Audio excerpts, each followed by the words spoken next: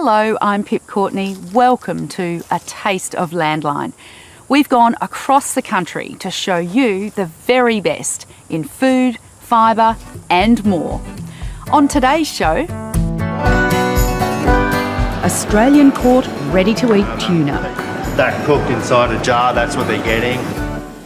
A game changer for Australian growers. The weather's getting more and more unpredictable and the value of the crop's getting higher and higher, so protective cropping will become more and more common. And modern technology reshaping the wool industry.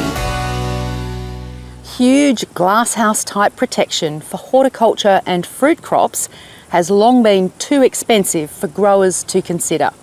But a new system is offering producers protection from the elements, saving one grower from shutting down his business.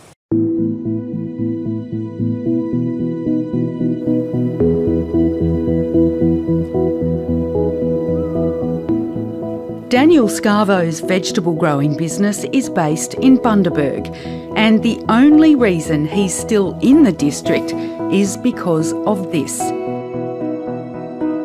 His new $3 million Cravo house.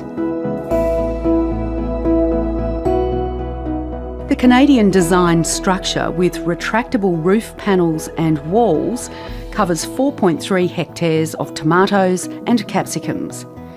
Before the Cravo house went in and up, the Scarvos planned to get out of Bundaberg after the region was walloped by bad weather 5 years in a row.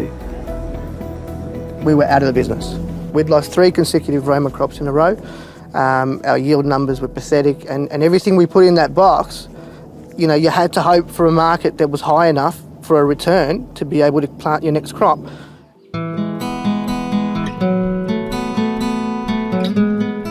Designed in Canada 40 years ago, Cravo was originally for small, high-value operations like nurseries. But a design change and new materials recently made them affordable for large-scale fruit and vegetable growers. Each producer programs the house for their particular crop and climate. Weather sensors activate motors to fully or partially close the roof or walls. Closed, crops are protected from heat, rain, hail and frost. Open, sun and rain is let in, heat can escape and airflow increased. Once bad weather is detected, the polyethylene roof can close in 2.5 minutes. Protecting the crop means that for the first time, this operation is able to meet its commitments to national retailers. It's not about money, it's about keeping your customer happy, and the only way we can increase consumption of this product is if it's available, the highest standard, at all times of the year, and that's what we're really trying to achieve.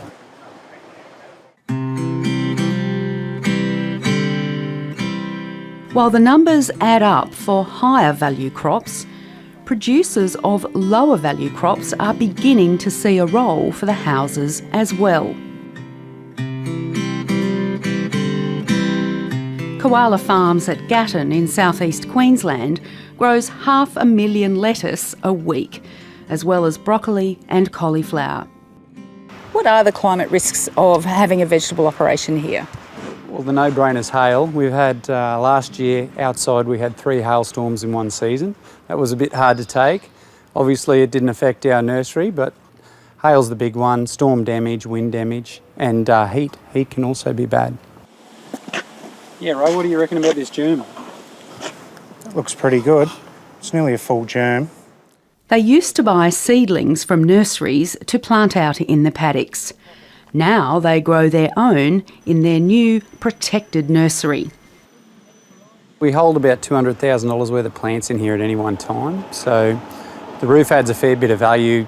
We don't have that hail risk or that storm risk that you would have if you had it growing outside. Anthony Statz says it's been like Disneyland, with curious producers asking for a tour. Oh, look, the weather's getting more and more unpredictable and the value of the crop's getting higher and higher, so there's no doubt that protective cropping will become more and more common in the future, yeah. Koala farms won't cover whole paddocks as the profits just aren't there. For higher value crops though, it is worth it.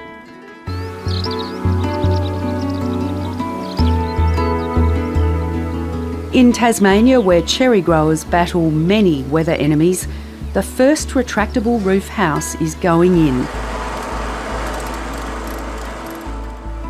Weather-wise, the lead up to harvest is a high-risk period, which is frustrating as the Tasmanians have the lucrative Chinese New Year gift market to themselves. But only if the weather gods play nice and they can get their crop off. Our importers rely very heavily on us being able to supply every year. They pre-sell a lot of product, and so getting rain right on the death knock of harvest and ruining our crop is just devastating. It's bad for our reputation, it lets everybody down, and that's why protective cropping is going to be an essential thing for the future. To extend the picking season and spread their geographical risk, Reed Fruits is planting out a new orchard at Jericho, an hour north of Hobart. At 450 metres above sea level, it's higher and further inland than any of the Reed's other farms. It will be windier and frostier, and snow is a possibility, so 4 hectares is being covered. Tim Reed believes he's one of the first commercial cherry growers in the world to use the technology and predicts it will be a game changer for Australian horticulture. I think it takes the risk out of climate change and it'll open the opportunity to produce some new crops in places where they haven't been produced before. So this is the way the world is going to go. It's a really exciting new innovation, and I'm particularly excited about the ability to open and close the roof so quickly, all automatically. The houses, which are sent out from Canada, are like an IKEA pack, and they go up quickly. Just like a Meccano set, one grower told me, all you need are local shed builders to do the job. What do you think of these, Andrew? They look all right, the trees? Yeah, they've come up well. While he'd like to, there are no plans to cover all their cherry plantings, as it's just too expensive. It all comes at a high cost, and we hope in the future, with more and more of it going into being used, the price will come down. I think it's going to spread everywhere, and in time it'll be the only way to go in the future.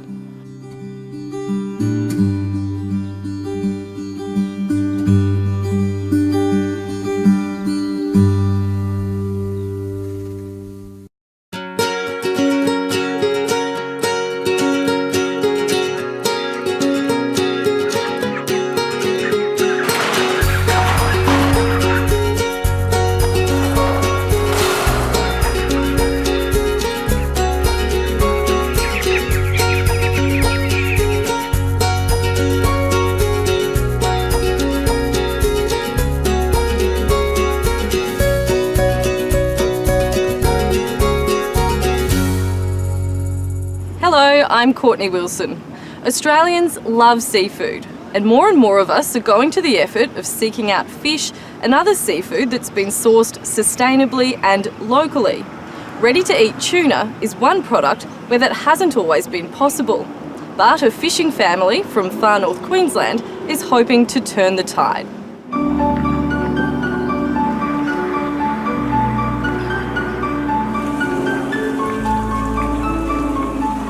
Tucked away in a little corner of this family fish shop, a little business was born. So this is an albacore tuna. They generally grow to about 25 kilos in length. Rowan Lamison has been filleting fish since he was a child.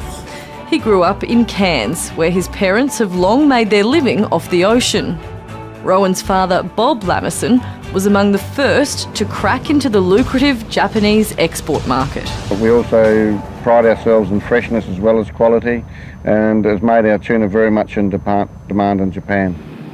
All the air freight, everything is pre-arranged, and from the time they unload, so under 24 hours we can have the fish at the auction floors in Japan. Dad started here in the early 90s. He was one of the pioneers of the tuna fishing out of cans. Rowan followed in his dad's footsteps. He spent 5 years at sea driving one of the family's vessels. Yeah, good afternoon, Cairns VTS. This is Total. We're about to depart. It was during those years that he and wife Kate first started tossing around a possible business idea, born out of frustration. Why couldn't they buy Australian, locally caught, ready-to-eat tuna?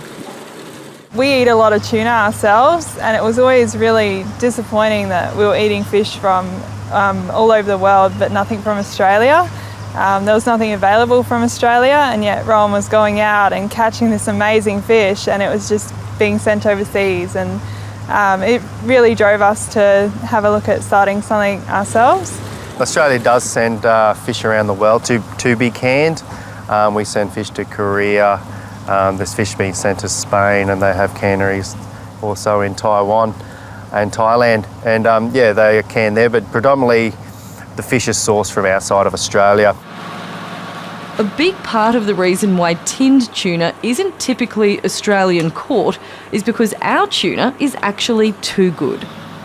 The tuna that's caught off the east coast of Australia is generally high value dollar fish sent to the sashimi markets around the world and also throughout Australia. It's becoming very popular. So you wouldn't really find Australian caught fish finding their way into a cannery. Every fish caught and processed by the Lameson's family business is always individually graded. So what they're looking for is they're looking for the coloration of the fish and the fat content and the clarity. So a nice red with good clarity through it and a small fat content for a yellowfin is almost the perfect fish. How the fish is graded determines where it ends up. The yellowfin is mostly sent domestically to all major metropolitan fish markets.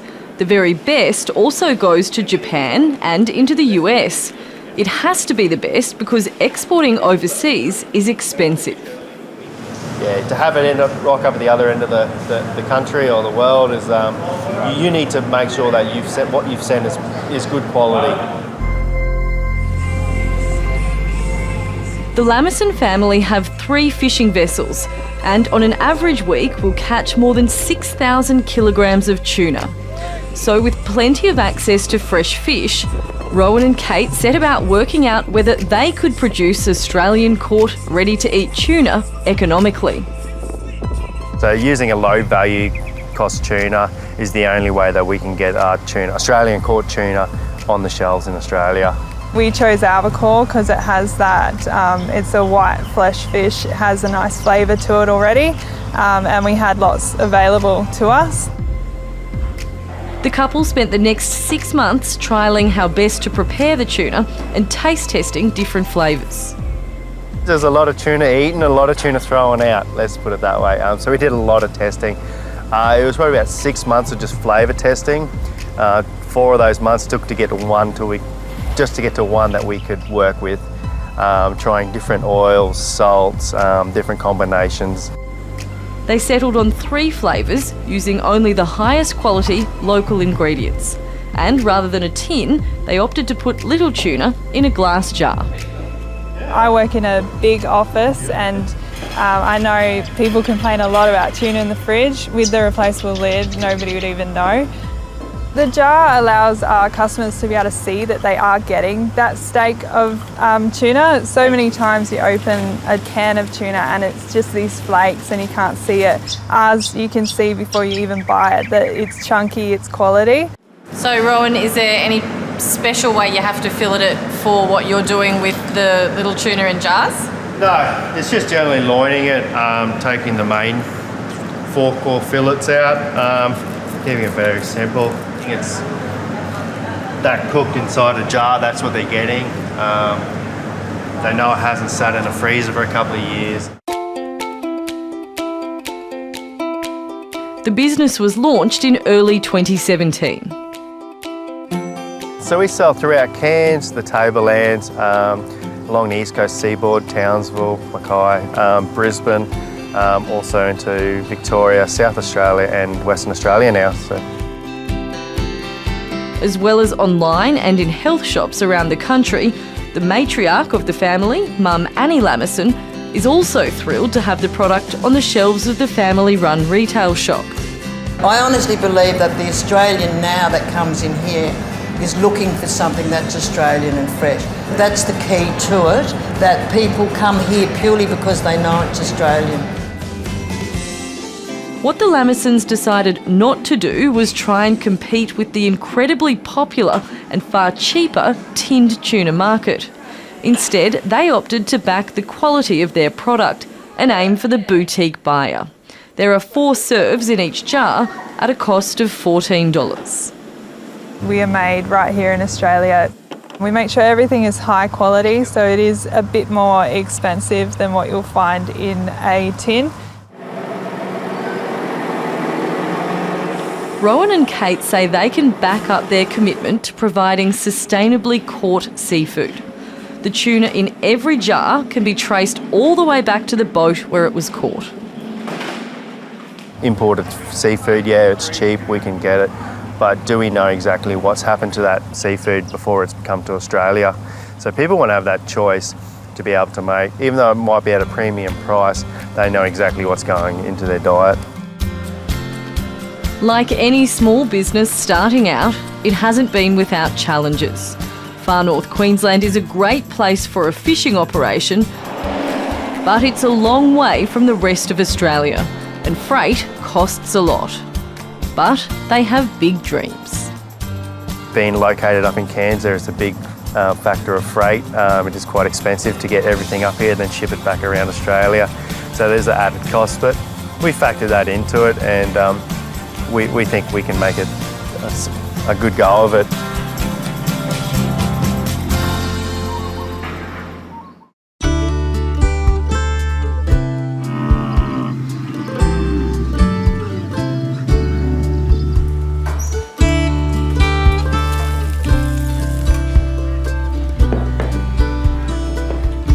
I've put on 2 kilos since I've been here, so.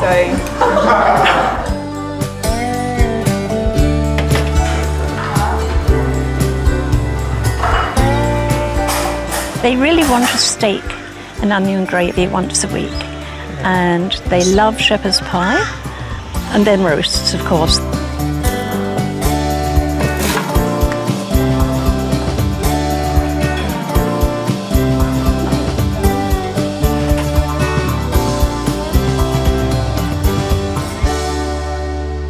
Hello, I'm Sean Murphy. Wool is booming, and based on the futures market, the outlook remains strong. But what about the long-term future? Will growers continue to be subject to the vagaries of a commodity market, or will value-adding and online markets offer new opportunities?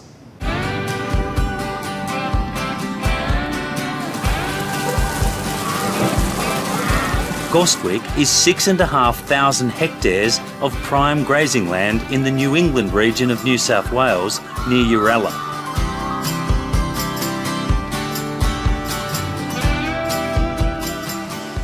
Philip Attard left a career in information technology in Sydney to run Gostwick. After more than 180 years of breeding for the finest quality merino wool, he shifted the emphasis to total comfort. Every fleece at Gostwick is recorded electronically and individually measured. Laser technology is used to record fibre width, and any fleece over 17.3 microns is excluded from the Gostwick Merino brand and sold at auction. The wool kept as Gostwick Merino is in big demand for high fashion knitwear brands such as Esprit, or ends up in the fabric sold to the world's finest suiting brands such as Savile Row. All it is about Gostwick Merino is total comfort, and we need to make sure that the quality that we provide at every level is going to be the right micron. Gostwick has been in Philip Attard's wife Alison's family for more than 180 years. It is remarkable that it's been handed down from one generation to the next, and You know, we're lucky enough to be the 5th generation here, and with any luck, my sons will be the 6th generation here. This is my great-great-grandparents, Henry Danger and Grace Danger. Henry came out from Cornwall to be a surveyor initially, and surveyed through the Hunter Valley and up towards the New England. So they started the property here in 1832? It was 1834 when Henry actually took over the property. It had been owned by a man called Edward Gostwick Corey, hence the name Gostwick.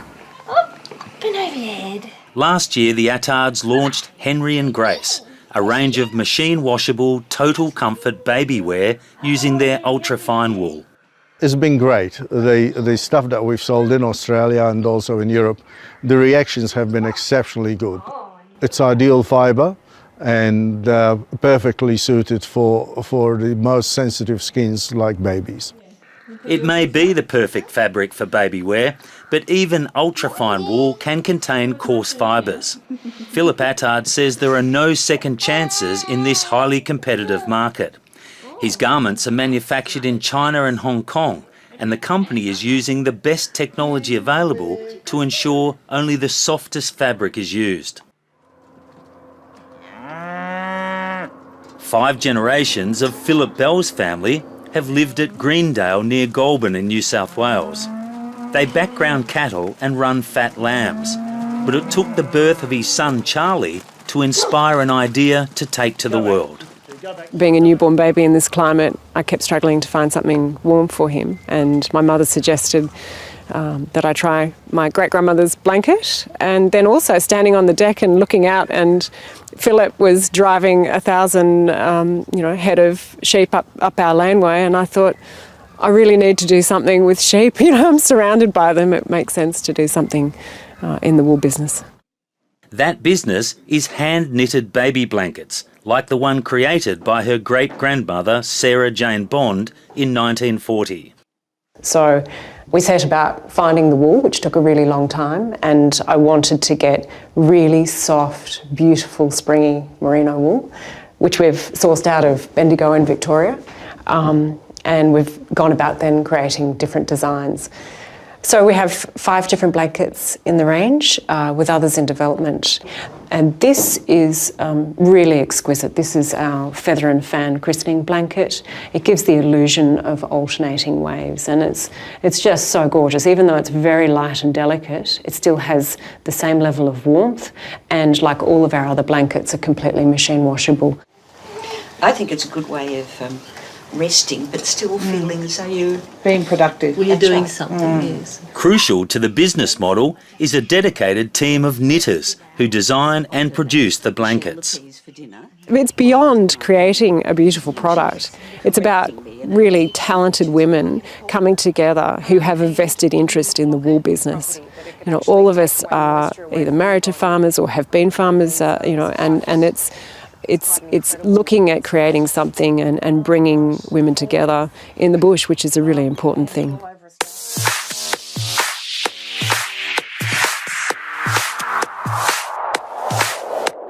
Vanessa Bell drew on her experience as a high fashion model, working for some of the biggest brands in Europe before her marriage and motherhood.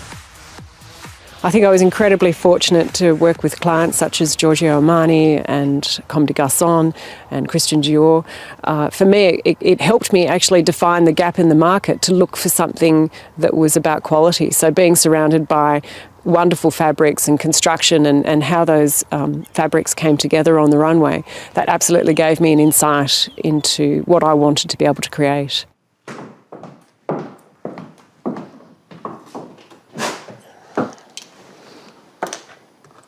She's been running the business from her laptop. I think being online is really good. It gives us an opportunity, obviously, to be on a worldwide platform. So, you know, we have blankets now in London and in Switzerland, so it gives us an opportunity to be able to sell beyond Australia.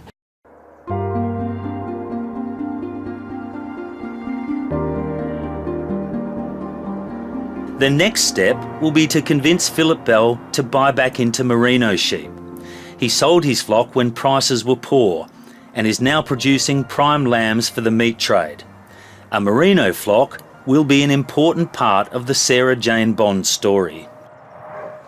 I've got a bit of a passion for merino sheep, but we'd like to see more return, and it looks as though that's happening. And now Vanessa's got involved in the blankets, and it's sort of, I think we will put, maybe a small mob back and just see how it goes from there.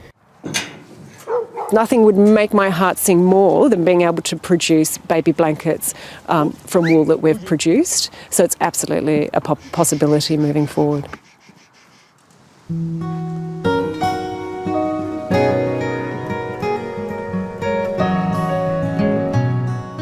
At Gostwick, there may be 185 years and 5 generations of history that make up the story. But Philip Attard says the market is demanding much more. It's absolutely critical, especially these days, that you show that everything you're doing is meeting what your consumer expectations are. It's not just us, but all the other superfine wool growers that have got this fantastic product that can go next to skin and be super comfortable. We need to show them that we have really world-class product, and then have it in garments so that they can use them and enjoy them. And that's the show. We hope you enjoyed today's menu. Don't forget, you can catch up anytime on iView, and we're on Facebook. Next time on A Taste of Landline, Australia's living fences. So we're slowly now just starting to trim them again, lay them over in the traditional way and bring them back into their traditional working order. And from bait to restaurant plates. There's a certain childhood memory, doing some cockling, doing the crazy dance on the sand, bringing the cockles back. And yeah, it's become very, very popular in most restaurants.